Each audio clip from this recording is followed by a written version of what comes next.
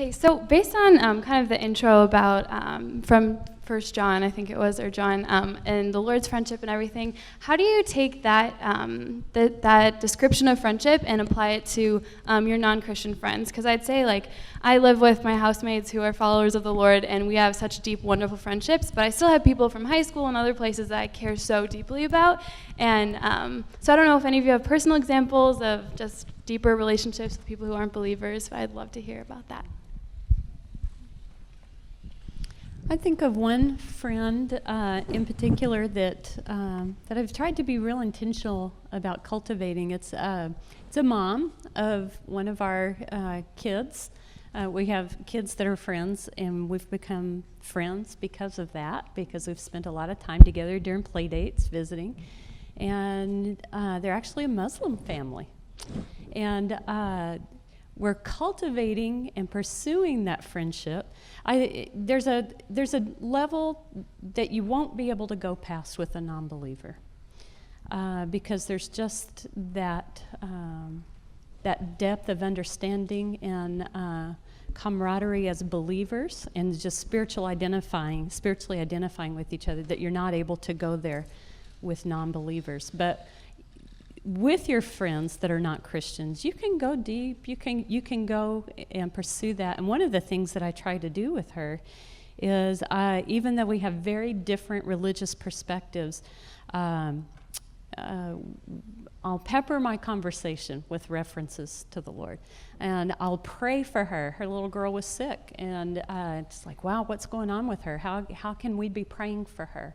And just reminding her that we're praying for them. We go on outings together, and while the girls are playing, we share life. How's your husband doing? How's his business? Do you think you guys are going to be able to purchase your house?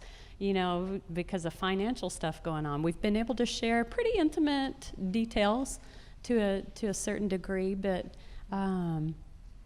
there's always going to be a line that's drawn with non-believers that we can't go past, because there's just not that spiritual depth to them yet, that spiritual life that we can share. But we can certainly have rich friendships, and I think we should be pursuing those.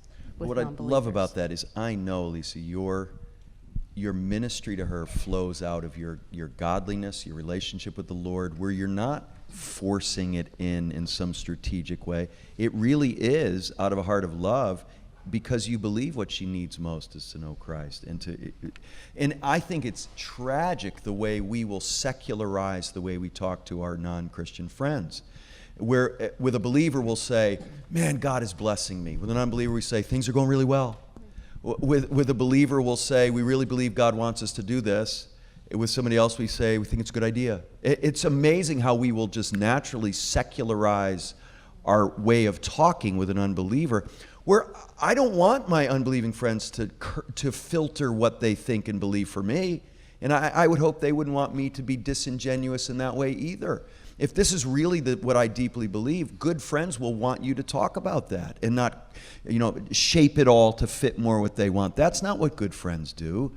And so I have friends who talk to me about karma all the time and all sorts of things I don't believe that they do, horoscopes and how telling that is about things. And I don't expect them to filter all that out because I'm a Christian. And my good non-believing friends don't expect me to do that. And it's enjoyable, actually, when you don't have to always be calculating about filtering out what you really think. That's not good friendship, and I would hope they wouldn't want that from you. And so until we were almost 30, almost all our friends were non-Christians. And so until we went to grad school at Wheaton, most of our friends were unbelievers. And it's been amazing how rich most of those could be and enjoyable they could be, in spite of a basically different view of reality in many ways.